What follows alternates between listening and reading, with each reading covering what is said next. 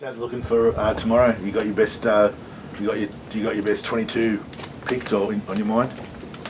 Yeah, we're somewhere near that. Zorks is still. He'll be another week or two, and obviously Eric.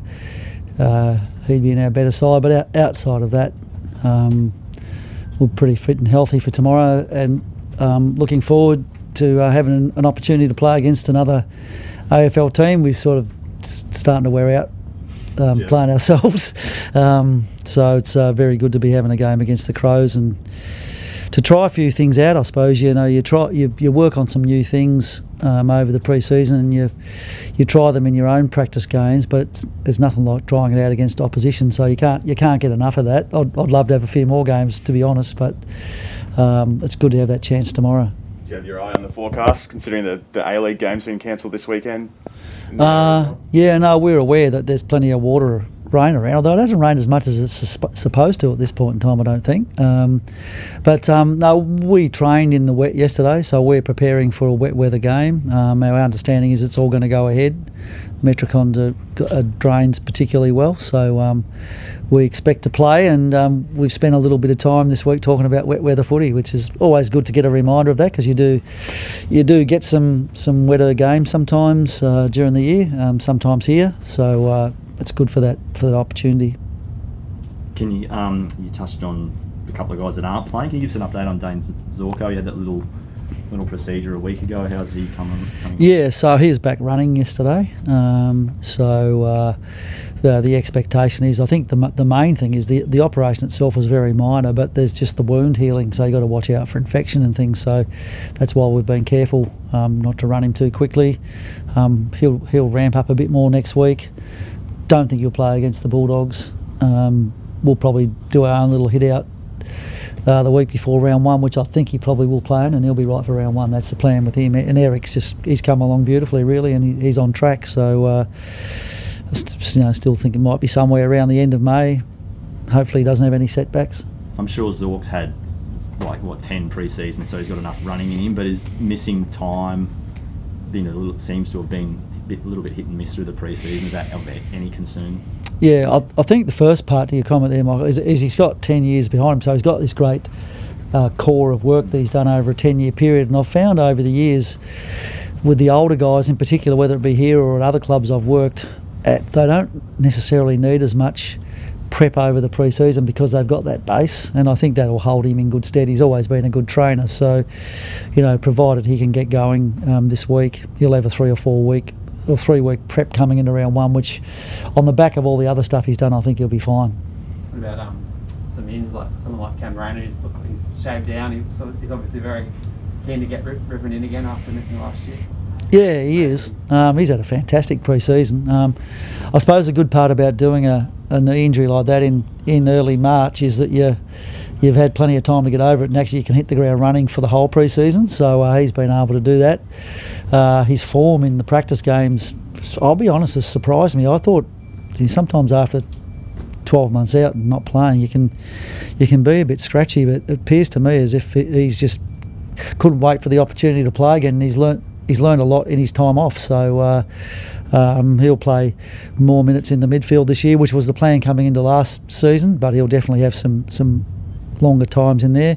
He won't be in there for huge amounts of time, but he'll be in there more than he's ever been, and obviously be a great attribute for us up forward. So no, his energy and vibrancy around training, you don't realise how much you miss it until he's back, and it's good to have him. That's what I was going to ask. Like someone like him, who's such a big part of everything, what does that do to everyone else, let alone just what he can bring on the field, but off it when he's back? It increases positivity, which is never a bad thing. Optimism, he's one of those blokes. The world's his oyster, and you love that about him. It rubs off on his teammates, and he brings out the training. He brings that around the club. We love it. So he's the package Cam in that way, in the sort of person that he is, and what he means to our group.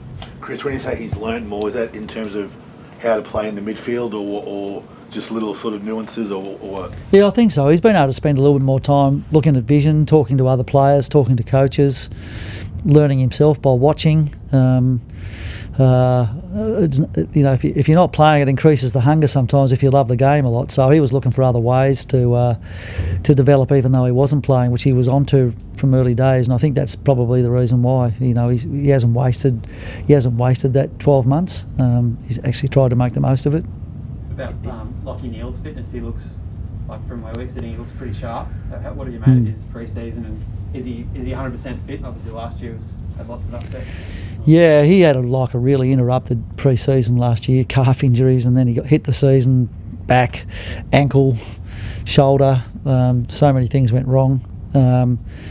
Fortunately, this year he's been able to do every session. He obviously spent a lot of time in the break between the end of last season and the pre-season getting himself really fit. He turned up in great shape.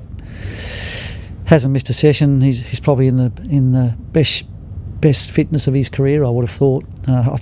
He thinks that. So that's all that matters, and he's probably right. He'd know better than anyone. So great credit to him. He's been able to turn the frustrations and disappointments of last year into something positive.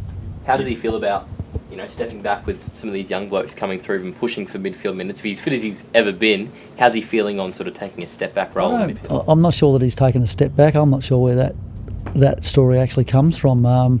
We're looking to share the load a little bit more in the midfield, but what that does to Lockie's time in there, I don't think it was going to make a great deal of difference. It might be a little bit. He'll certainly, he could play wing, he could play forward a little bit more, but generally speaking, he'll play a fair bit of his time around the ball. So what he's been able to do, though, is he's helping the other young guys, other young midfielders, to develop and understand their roles in there. And he's clear, as is Jared Lyons, that if we're going to progress, we need some of these young blokes to step up a little bit more, and that's what we'll be trying to do this year. You've got a hole to fill in your forward line without Eric. Obviously, you dealt with that for the last 8 or so weeks last year. What are you looking for tomorrow and the following week that might help you solve that question? Yeah, so tomorrow we'll try Darcy Fort there in the forward line, and as also a second ruck option. But we also have Tom Fullerton, who could do the same thing. We might decide to play smaller in the forward line because Cam Raider can play like a key position player. So we're sort of still exploring all those options. We haven't made up our mind necessarily for round one, but the next 2 weeks will be valuable for us in helping us to make that call. Chris, with I think Port Adelaide are there tomorrow playing in the game after you. He's playing in the first round. Will you be watching that after? And do you think they'll be watching you guys and you might sort of hold something back because they're watching? The old hold back. Probably. Probably you're right on all those things. Yeah, we'll be watching them. They'll be watching us. The pre-season is really about setting yourself for round one, and we'll do some things tomorrow. We'll try some things tomorrow. I'm not sure whether they'll work or not, and it might affect our performance negatively. But if you don't try these things in the next 2 weeks, when do you actually do it? Because once 4 points is up for grabs, you're not taking too many risks. We'll try a few things tomorrow that we may or may not use in round one, and we'll just see how they go. Just in that vein, and this might be a bit obscure, but last season you started round one slowly, like it was not a great performance. Did you learn anything was there anything in the pre-season, maybe in the build-up, that you've changed this year, or that you might have learned from, or was that just a one-off performance, do you think?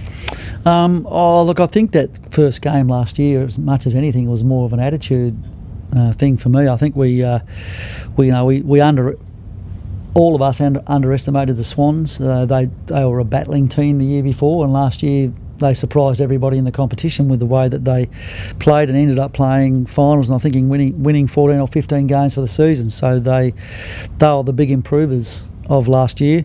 We happened to cop them in round one. I remember that night we kicked the first 3 goals pretty quickly, and I felt like our players relaxed and thought, we'll be okay tonight, and they underestimated the Swans, and we paid the price. So all you can do is look back at that and say you learn from that. The thing is, we're playing Port Adelaide, who have been top three or four teams in the comp for the last 3 or 4 years, so we know what's coming in round one. I would be very surprised if our players didn't go in with their very best attitude to that game. So Good question though. Yeah, round one's a funny round like that. There's no real form. We've only got last year to go by.